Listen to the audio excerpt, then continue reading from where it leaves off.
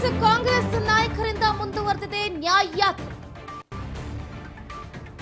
ಕಾಂಗ್ರೆಸ್ ನಾಯಕ ರಾಹುಲ್ ಗಾಂಧಿ ನೇತೃತ್ವದಲ್ಲಿ ನಡೀತಾ ಇರುವಂತಹ ಭಾರತ್ ನ್ಯಾಯ ಯಾತ್ರೆ ಯಾತ್ರೆಗೆ ಭರ್ಜರಿ ರೆಸ್ಪಾನ್ಸ್ ಸಿಗ್ತಾ ಇದೆ.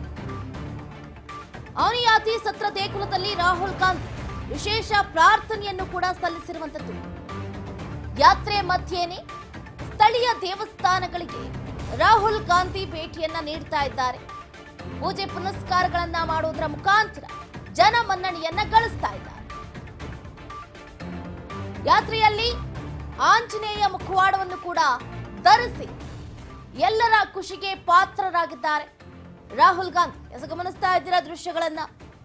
ರಾಹುಲ್ ಗಾಂಧಿ ನೇತೃತ್ವದ ಭಾರತ್ ಜೋಡೋ ನ್ಯಾಯ ಯಾತ್ರೆ 4ನೇ ದಿನಕ್ಕೆ ಕಾಲಿಟ್ಟಿದೆ. ಅದ್ದೂರಿಯಾಗಿ ಯಶಸ್ವಿಯನ್ನ ಕಾಣ್ತಾ ಇದೆ. ಮಾರ್ಗ ಮಧ್ಯದಲ್ಲಿ ಸಿಗುವಂತಹ ದೇವಸ್ಥಾನಗಳಿಗೆ ಭೇಟಿಯನ್ನ ಕೊಡ್ತಾ ಇದ್ದಾರೆ. ಪೂಜಾ ಕೈಂಕರ್ಯಗಳನ್ನ ಸಲ್ಲಿಸ್ತಾ ಇದ್ದಾರೆ.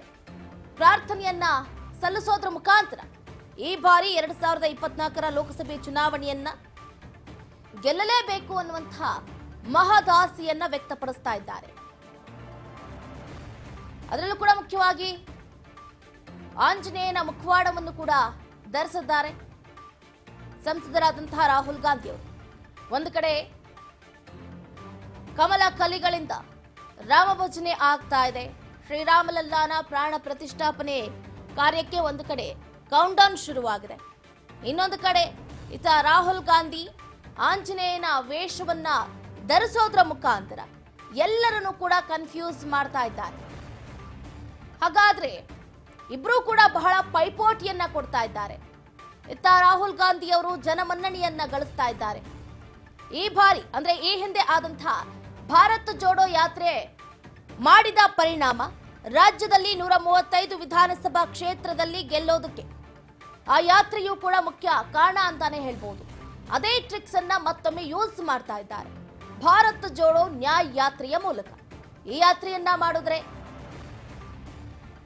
ಎಲ್ಲರ ಮನದಲ್ಲೂ ಕೂಡ ನಿಲ್ಲಬಹುದು, ಲೋಕಸಭೆ ಚುನಾವಣೆಯನ್ನ ಗೆಲ್ಲಬಹುದು ಅನ್ನುವಂಥ ಆತ್ಮವಿಶ್ವಾಸ ರಾಹುಲ್ ಗಾಂಧಿ ಅವರಲ್ಲಿ ಇರುವಂತದ್ದು. ಹಾಗಾದ್ರೆ ನೋಡೋಣ ರಾಹುಲ್ ಗಾಂಧಿ ಅವರ ಟ್ರಿಕ್ಸ್ ವರ್ಕೌಟ್ ಆಗುತ್ತಾ ಇಲ್ವಾ ಅನ್ನೋದನ್ನ.